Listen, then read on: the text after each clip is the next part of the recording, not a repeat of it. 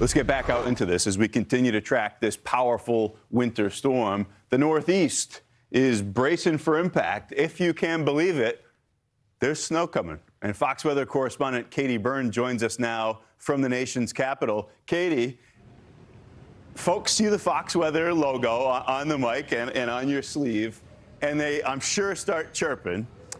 Do they believe that snow is coming to the I-95 corridor? They definitely do, Ian. If anything, people are a bit panicked out here. So they know that the window is closing to prepare for this storm. A lot of people say, they've been telling me about the snacks they've gotten at the grocery stores where the shelves are empty. And this is all kind of in the process of getting people to speed those preparations up, because officials are warning people to stay off the roads from really tonight through Monday morning. So that's the messaging from the city here as we get into this storm. We've seen conditions and just the vibe outside really quiet down in the last couple hours. The city went under an official snow emergency as of noon today.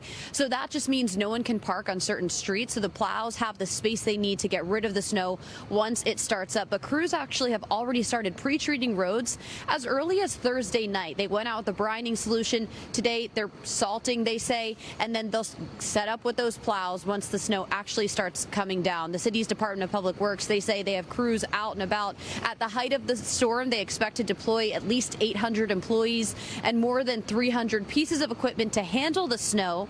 But locals tell me it really doesn't take that much snow to cause some problems here and make conditions really dangerous on some of the hillier sections of the city. So that's what we're hearing from people on the ground outside of Union Station today. We've also heard from people who worry about families who might be experiencing homelessness in these dangerous cold temperatures.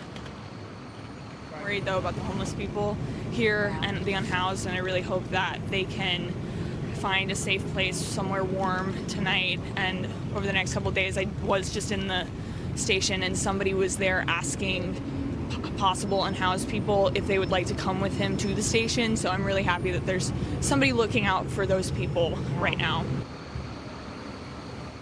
Yeah, D.C. does say that, well, we know that the city, once they declare a cold alert, which they have right now, they expand the shelter access they have for people who need it. We also know in D.C., people here are feeling the coldest temperatures they've felt in 3 years today. That's how cold it is. So the concern is not only the snow that's coming, but after the snow moves out, power outages are going to be possible because we're going into dangerous cold here, well below average for the city for a number of days. And of course, anything left over on the ground could freeze over and weigh down those power lines and tree limbs.